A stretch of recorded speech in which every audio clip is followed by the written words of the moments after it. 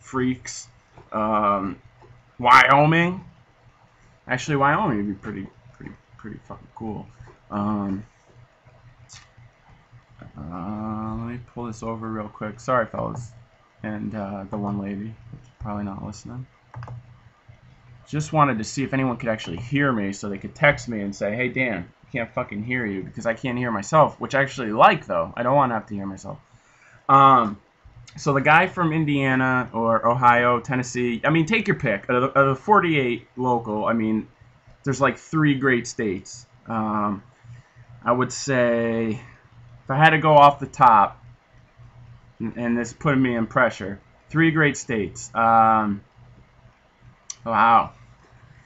Well, see, there's a lot of great parts of states, but it encompass the whole state. See, like Rhode Island, you could probably say it's a great state because it's like this big. So like half of it is shitty, but like California is this big, and like that much is shitty. So does that make it better? I don't know. Anyways, so the guy says makes this deal. He's not going to shave his beard or cut his hair until they catch Bin Laden. Text. Maybe someone says they can hear me.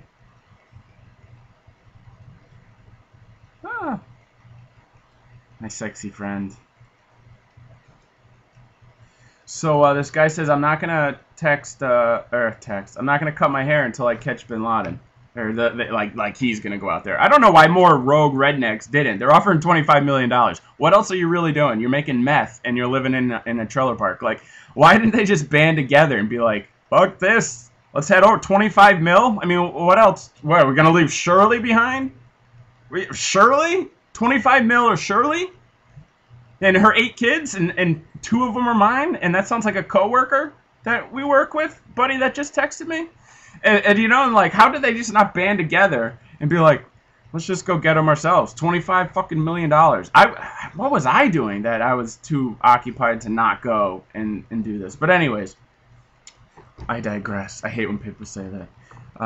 So he said he wouldn't cut his beard or his hair until they caught him, and he didn't. He had this full like when his daughters were born, they were like 4, and now they're 14 or something. He's had this massive beard. He looks like Gondor from Lord of the Rings, and bushy hair. And the funny thing is, I've been doing the same. I haven't shaved either since 9/11, and this is what I got. And I'm not going to stop until I achieve that. I'm going for the 12-year-old Mexican boy look, or the 80s out-of-work porn star look. Whatever comes first. You know, it's a toss-up. But when you get committed to something, kind of gotta stick with it. So I feel that guy out there in Indiana. Good job for not cutting your hair.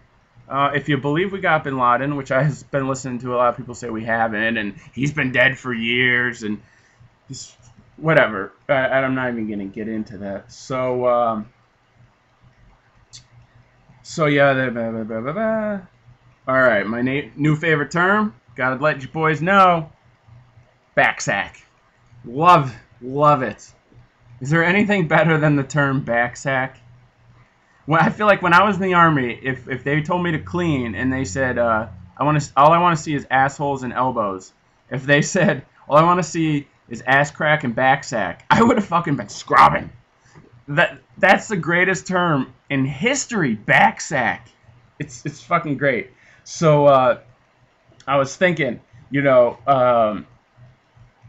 alright, sorry, dog is acting up. So I was thinking, like, you know, if I go into a restaurant, which while I'm single, look at me. I mean, Chili's is pretty the classiest place they're going to accept me at. I might be able to get into Roadhouse, maybe, but they'll make me take it to go. But when I had a girlfriend, they figured, you know, she looks all right. She's pretty cut out. She's pretty stable. Like, you know, you can't be that bad. They would tell her, they'd whisper to her, they'd pull her aside and go, listen, you're in charge of this douchebag, so if anything happens, it's on you. And then while they were talking, I would make the reservation. We're going to pretend that for this scenario that I have a girlfriend at this moment. I would sneak away and I would say, yes, table for two, and they'd say, what's your name? And I would say, Dan Backsack. And then half hour later, we hear over the intercom, Backsack, table for two. How awesome! Please, somebody use that, record it, send it to me. Backsack, table for two. Use it, it's yours. Told everyone on Facebook last night I'm naming my dog Backsack, the next one, because that's all I see is Backsack. Greatest line ever. I just love it. Backsack, table for two. Because the guy's not. I mean, if you say you're like, yes, Steven Backsack. Oh, okay, yes, Mr. Backsack, take your seat. And he's gonna fuck it up anyways. He's gonna be, and he's gonna look at it. He's gonna go to the waitress. What do you think? No, that's a real name. And you're standing there just. And I have this mustache, and I do this. You know, this is like the serious, like, you just say my name. Backsack, table for two. That's why I don't get invited anywhere. Fuck them.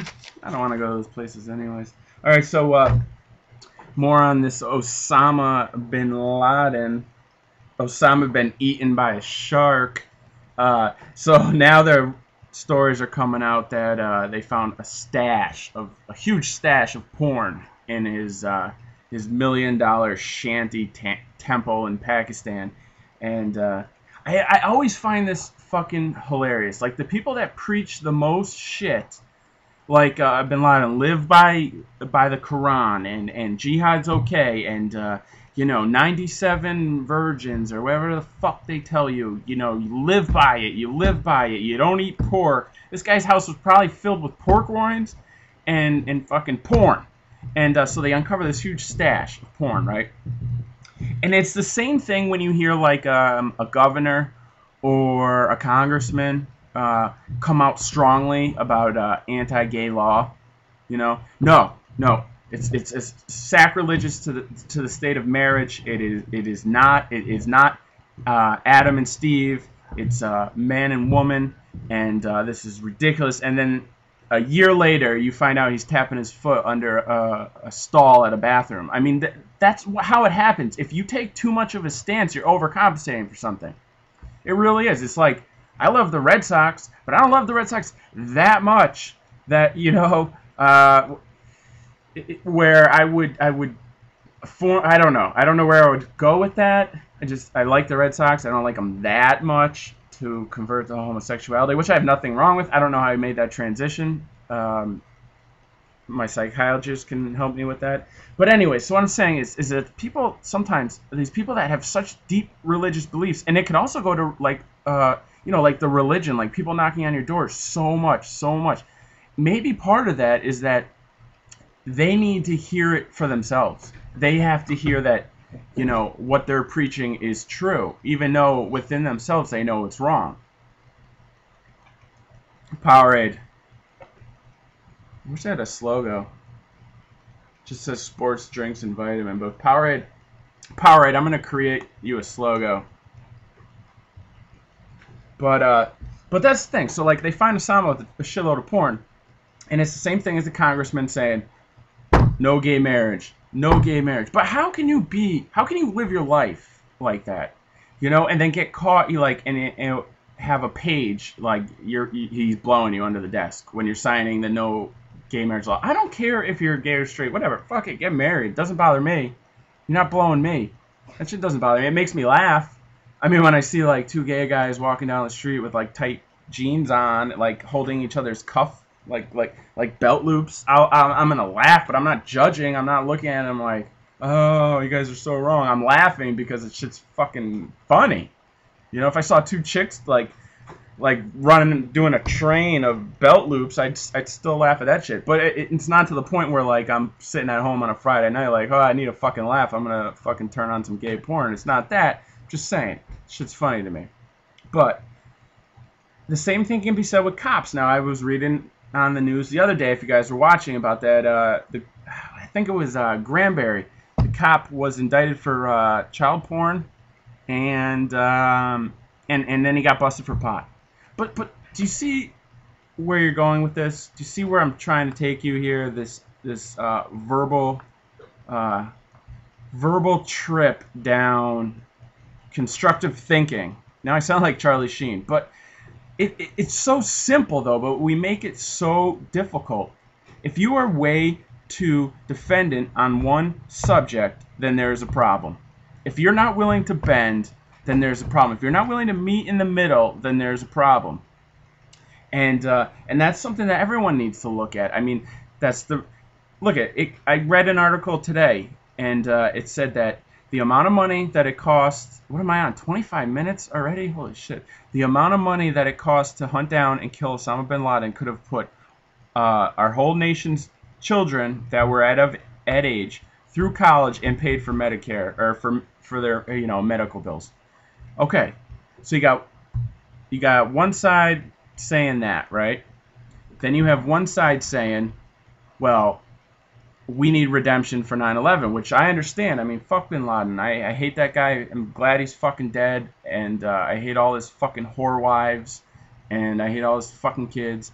But we shouldn't be butting heads at this issue. We should be working together. Things would work so much better if everyone just took a step back, took a deep breath, and said, let's figure something logical out here. Let's not just have staunch views. It's like politics, and I know no one wants to talk politics on here, but there are people out there that only vote Democrat. Well, only vote fucking Democrat. I've had this talk with Mike Gallagher, and he's not that type, and he knows that I'm not that Republican type. I always tell him if there's a great Democrat, I'll vote. But that's the problem. There's so many people. It's like they're rooting for a fucking team. It's like they pledge their allegiance to the Miami Dolphins or the Patriots. If people could just come together and form a common opinion. I mean, we're not fucking stupid. I mean, how stupid are we? I'm talking to you through a computer. I don't even know where you are. It just baffles me that there's so much money out there that we can't fund everything we need. And we're supposed to be the superpower, yet we got millions of people starving, and our schools suck. And it would be great if just people could just cooperate. Okay, that's my rant about politics, because fuck politicians and whatever. So the other thing, I'm going to end this soon because this is dragging on, and it's been 27 minutes. The last part is shitty drivers. Today, and I'm going to say this, I don't care if it's every fucking podcast, I'm going to tell you you're a shitty driver if you are. Today, this blue fucking minivan pulls out in front of me, and there's no one behind me on the whole fucking street. They could have waited for me to go by. Do they? No. So, now they go 8 miles an hour. Listen, you want to know why you get pulled out? Why cars pull out in front of you? It's because of the type of car you drive. I used to drive this big Silverline 350 badass truck. Think someone's pulling out in front of me? Fuck no. No. Nobody. So I never really thought about it until I got my Camry. And now everyone pulls right out in front of me. Because it's like, that's probably some, 60-year-old housewife. What's she gonna do? Pull me over? I'll fucking punch her in the face, take her down. That bitch ain't got shit. I'm MMA. I watch it all the time. I'm mastered. Jiu-jitsu. Black belt. Certified by myself. I literally just have a black belt on. And so I'm thinking about it, and I'm like, holy shit, this is so true. It all depends on the car you drive. That's how people decide. Because you're not going to pull out in front of a Hummer, right? No. Oh, fuck, let that guy go by. Oh, shitty Mazda? Yep.